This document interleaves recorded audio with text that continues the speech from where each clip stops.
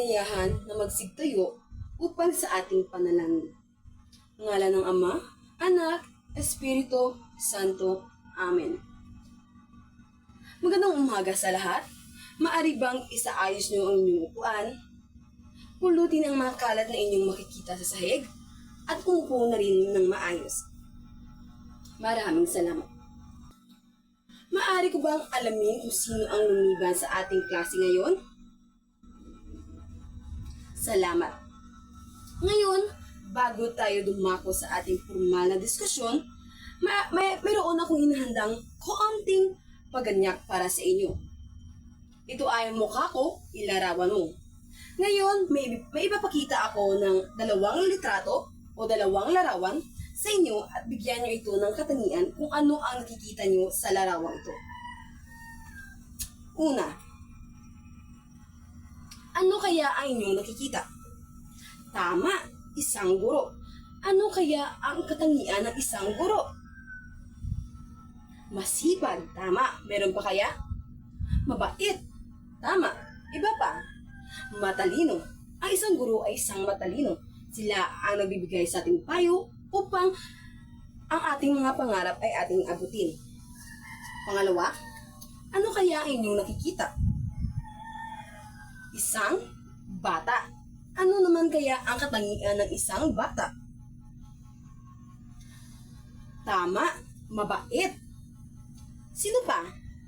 Matulungin. May iba pa ba dyan na may idea tungkol sa katangian ng isang bata? Tama.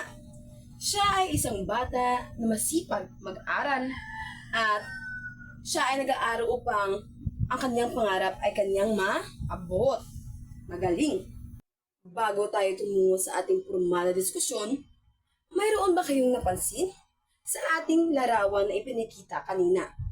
Tama, magaling. Ito ay isang estudyante at isang guro. Ano naman kaya ang kanilang relasyon sa ating kwento ngayon? Mayroon ako mga salita na magbibigay sa inyo ng linaw upang sa ating magiging talakayan ngayon. Maaari bang basahin ang panuto?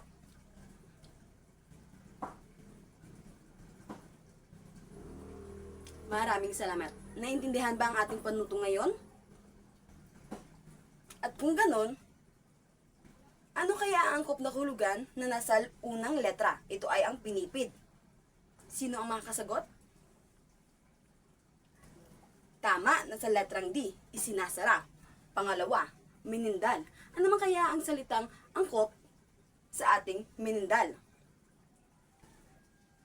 Tama, letrang C, merienda. Pangatlo, pagaril. Ano kaya ang angkop na kahulugan sa salitang pagaril? Letrang A, utal, magaling. Pang-apat, napupuot. Ano naman kaya ang angkop na kahulugan sa salitang pagaril?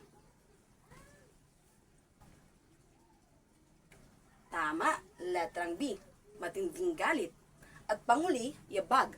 Ano naman kaya ang angkop na kahulugan sa salitang yabag? Tama, letrang E, pagtapak. Ngayon ay mayroon akong ipaparinig sa inyong kwento at kailangan ko lang ay buksan ang inyong tenga at inyong damdamin ang aking kwento. Ang paglalayag sa puso ng isang bata. Binata siya marahil ngayon, o baka ama ng isang mag-anak. Ito ay kung nakaligtas siya sa nakaraang digmaan. Ngunit ayaw kong isiping baka hindi. Sa akin, siya hindi magiging isang binatang di kilala, isang ama, o isang alaala kaya ng bataan. Sa akin, siya ay manatiling isang batang lalaking may kaliitan, may kaitiman, at may 8 taong gulang. Pagkaraan ng daang-daang tinuruan, mga sumipot na natiling saglit at lumisang pagkatapos. Pagkaraan ng mga taong, ang ilay nakakintal sa gunita, buhay na buhay pa sa aking isipan ang kanyang muka at ang kanyang pangalan. Ngunit ang buhay sa lahat ay isang bagay na tinuturo niya sa akin. Isang araw, siya ang aking maging guro at ako ang kanyang tinuturuan.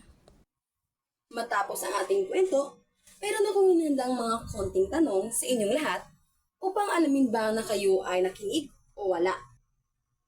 Ano kaya sa inyong palagay ang katangian ng isang bata batay sa ating kwentong binasa? Tama, bilog at pispis ang ilong. Maliban doon, ano pa kaya? Tama, mahiyaing bata. Isa pa. Tama, siya ay napakapangit sa kanilang klase. Sa inyong palagay, bakit kaya gusto ng guro mawala ang kanyang kalukutan sa klase nila? Magaling, upang siya ay makipaghalubilo sa iba, kaya sa kanyang palagay, ito ay mawawala ang kanyang mahiyain. Kung ikaw ay nasa posisyon ng isang guro, ano din kaya ang inyong magagawa o gagawin pa lang upang mabawasan ang kanyang kalungkutan? Yes? Tama. Pwede ka namang magkaroon ng palaro sa inyong silid-aralan upang magkaroon siya ng interaksyon sa iba upang marunong siyang makipaghalubilo at hindi na siya masasanay sa kanyang mahiyaing pag-asal. Turuan mo siya na makipag-usap o makipaglaro sa iba para hindi naman siya masanay na nagiging malungkot o nagiging mahiyain sa inyong silid-aralan. Mayroon akong inihandang gawain para sa inyong lahat. Paano to? Basahin ng sabay-sabay.